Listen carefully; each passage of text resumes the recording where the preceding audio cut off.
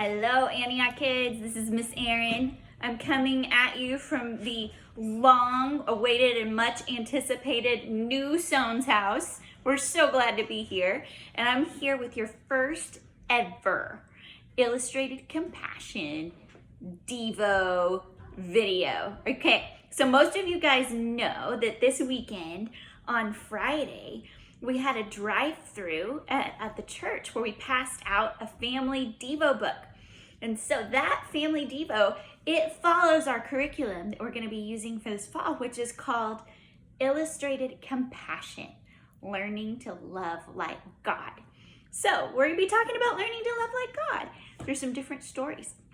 And I'm going to bring you the first story today. It's from the book of Genesis, chapter 18, verses 1 through 8. So I'm going to read you those verses from the Bible here and then just share a few thoughts with you. All right. And the Lord appeared to Abraham by the oaks of Mamre as he sat at the door of his tent in the heat of the day. He lifted up his eyes and looked, and behold, 3 men were standing in front of him. When he saw them, he ran from the tent door to meet them, and he bowed himself low to the earth. And he said, "O Lord, if I found favor in your sight, don't pass by your servant. Let a little water be brought, and wash your feet, and rest yourselves here under the tree, while I bring a morsel of bread, that you may refresh yourselves. And after that, you may pass on, since you have come to your servant." So they said, "Do as you've said." And Abraham went quickly into the tent and said to Sarah, "Sarah, quick, 3 seahs of fine flour, knead it and make cakes." And Abraham ran to the herd and took a calf, tender and good, and gave it to a young man who prepared it quickly. Then he took curds and milk and the calf that he prepared, and he set it before them. And he sat under the tree while they ate. Well, this is kind of a funny story, isn't it? Abraham's sitting at the entrance to his tent one day, and all of a sudden these 3 men show up in the heat of the day, the hottest part of the day. Who'd be traveling then? And Abraham's like, oh, strangers. And one of them happens to be the Lord. It's the Lord and 2 angel traveling companions. I don't know if they've ever showed up at your front doorstep, but they haven't showed up at mine. And yet when I think about this story, I try to put myself in Abraham's shoes. I try to think about, okay, if I saw these guys coming in from the wilderness, what would my first thoughts about them be? Would my first instinct be to welcome them in the shade of my tent and provide food and hospitality and a cool place to rest? We call that kind of showing love hospitality. And it means welcoming people with a meal or inviting someone to your home and sharing with them to meet their needs.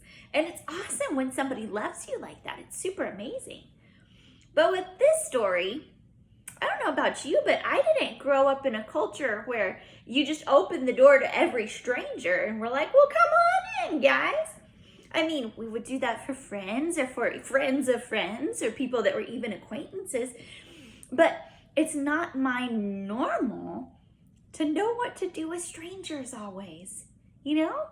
And yet, these guys were strangers to Abraham. How did he know they weren't trying to trick him or steal from him? How did they know they weren't criminals? Maybe those are good questions, but I can't get past the fact that Abraham's guests ended up being the living God and 2 angel traveling companions. By loving these strangers with hospitality, Abraham and his family ended up showing the hospitality to the living God. What an incredible privilege. The writer of Hebrews even talks about this, and he says, and when he's showing God's people what it means to love, he says, keep on loving each other as brothers and sisters. Don't forget to show hospitality to strangers. For some who have done this have entertained angels without even realizing it. Abraham didn't know when he went to make the meal, but later he found out that these traveling people, wandering people, were the living God and angels traveling with him who had a message for him. So maybe we just need to keep our eyes and ears open and our hearts ready to love.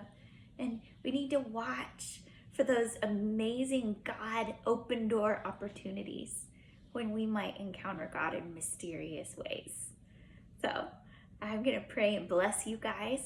And I hope you guys have a great time this week studying this lesson with your family. All right, I bless you, kiddos and families, that you would follow God with great courage and show hospitality to those who need it this week. In Jesus' name.